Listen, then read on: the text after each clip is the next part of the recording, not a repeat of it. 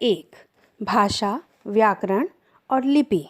बच्चों, आज हम इस पाठ के अंतर्गत भाषा के स्वरूप के बारे में जानेंगे। भाषा शब्द की उत्पत्ति भाष धातु से हुई है, जिसका अर्थ है बोलना। भाषा मानव मुख से उच्चारित ध्वनि है। यह एक ऐसा माध्यम है जिसके द्वारा मनुष्य अपने भावों और विचारों को एक दूसरे के सामने प्रकट कर सकता है। इसके लिए ध्वनि प्रतीकों की सहायता ली जाती है। इन ध्वनि प्रतीकों में शब्द व्यवस्थित रूप में एक दूसरे से जुड़े रहते हैं, जिनकी सहायता से बोलने वाला, लिखने वाला अपने विचारों को प्रकट करता है तथा सुनने वाला या लिखने वाला उन विचारों को ग्रहण करता है। हम कह सकते हैं कि मन के भावों और विचारों को अभिव्यक्त करने या ग्रहण करने का माध्यम भाषा है। भाषा के दो रूप होते हैं, मौखिक भाषा तथा लिखित भाषा। मौखिक भाषा जब बोलकर तथा सुनकर मन के भावों तथा विचारों को परस्पर प्रकट किया जाता है तो उसे मौखिक भाषा कहते हैं। जैसे रेडियो पर गीत सुनना, टीवी सीरियलों पर कलाकारों को बोलते हुए देखना और सुनना आदि। लिखित भाषा जब लिखकर तथा पढ़कर मन के भाव तथा विचार प्रकट किए जाते हैं तो उसे लिखित भाषा कहते हैं। जैसे पत्र लिखना और पढ़ना, पुस्तक पढ़ना, कहानी लिखना आदि। चूँकि जब हम भाषा की बात कर रहे हैं तो हमें भाषा का महत्व क्या है ये भी जानना बहुत आवश्यक है।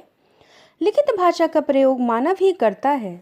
सैकड़ों वर्ष पूर्व हमारे पूर्वजों ने जो संदेश दिए थे उन्हें हम आज भी ग्रहण कर सकते हैं। भाषा का लिखित रूप ही एक ऐसा साधन है जो विश्व के किसी भी कोने में स्थित हमारे सगे संबंधियों तथा वांछित व्यक्तियों तक हमारे विचार पहुंचाती है। अब जबकि हम भाषा के विषय में पढ़ रहे हैं तो हमें उसका आरंभ किस प्रकार हुआ ये भी जान लेना चाहिए। आरंभ में मनुष्य संकेतों के माध्यम से अपने विचार प्रकट करता था। धीरे धीरे मौखिक भाषा का आरंभ हुआ। संकेत शब्दों में परिवर्तित होते चले गए। एक स्थान से दूसरे स्थान पर जाने के कारण मानव अपनी भाषा को भी वहीं ले गया। इस प्रकार भाषाओं के शब्दों में परिवर्तन हुआ और शब्दों का आदान प्रदान होने लगा। अपने भावों तथा विचारों को स्थायी रूप प्रदान करने के लिए मानव ने लिखित भाषा का विकास किया। हमारे भारतीय संविधान में 22 भाषाओं को स्वीकृत किया गया है।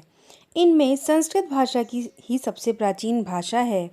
आधुनिक भारतीय भाषाएं निम्नलिखित हैं: हिंदी, पंजाबी, कश्मीरी, बांग्ला, मणिपुरी, तेलुगु, तमिल, कन्नड़, असमिया, ओडिया, मलयालम, मराठी, सिंधी, गुजराती, कोंकणी, मैथिली, बोडो, डोगरी, उर्दू, नेपाली, संथाली और संस्कृत। भारत की राजभाषा या राष्ट्रभाषा स्वतंत्रता प्राप्ति के पश्चात 14 सितंबर 1949 को हिंदी भारत की राज्यभाषा के रूप में प्रतिष्ठित हुई। देश के कार्यालयों और राजकाज के कार्यों में जिस भाषा का प्रयोग किया जाता है उसे राज्यभाषा कहते हैं। हिंदी भारतीय संविधान के अनुच्छेद 343 के अंतर्गत भारत संघ की राजभाषा हिंदी है। अतः 14 सितंबर को प्रतिवर्ष भारत में हिंदी दिवस मनाया जाता है। भारत के अधिकांश लोग इसी के माध्यम से अपने समस्त कार्य करते हैं, जिसके कारण हिंदी को भारत की राष्ट्रभाषा स्वीकार किया गया है। हिंदी उत्तर प्रदेश, बिहार, हिमाचल प्रदेश, मध्य प्रदेश, हरियाणा, राजस्थान, उत्तराखंड, छत्तीसगढ़, झारखंड से लेकर दिल्ली और अंडमान निकोबार संघ राज्यों में शासन और शिक्षा की भाषा के रूप में प्रचलित है। इस वीडियो में हमने भाषा के स्वरूप को जाना। अगली वीडियो में इसी पाठ के अंतर्गत हम लिपि, बोली और व्याकरण के स्वरूप को जानेंगे।